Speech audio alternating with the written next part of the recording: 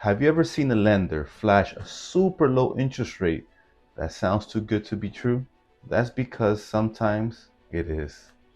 The true cost of your loan is in the APR, and understanding that difference can save you thousands.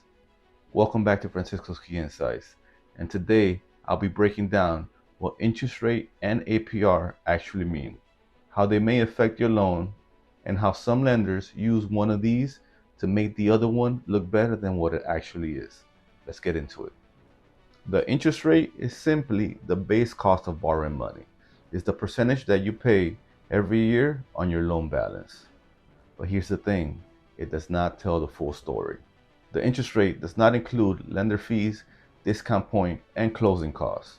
So when you see a low rate advertised, it does not necessarily mean that it's the cheapest loan. It's just showing the cost of money itself, not the full picture. Now, APR stands for annual percentage rate, and it is designed to show you the true cost of borrowing money. It includes the interest rate plus certain fees like the lender charges, the discount points, and sometimes other costs that are tied to the loan. Because APR factors all these expenses, it's almost always a little bit higher than the interest rate. And that's a good thing. It gives you a more honest look of what you will pay over time. Let's look at an example.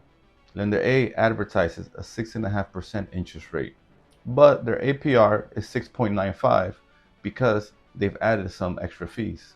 Lender B shows a 6.65% interest rate, but the APR is only 6.7. At first glance, lender A looks cheaper, right? But once you account for all those fees in the APR, lender B could save you thousands of dollars over the life of the loan. That's why APR is so important when you're comparing different offers. Some lenders use what I like to call teaser rates, eye-catching low interest rates that draw you in. But if the APR is much higher, that is your red flag.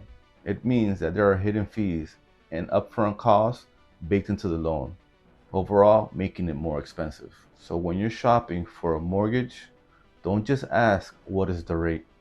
Make sure you ask what is the APR so that you can compare apples to apples and actually spot the true value.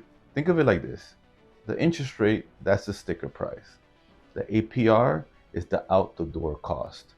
Don't get distracted by the shiny number. The APR is what truly tells you what you're actually paying.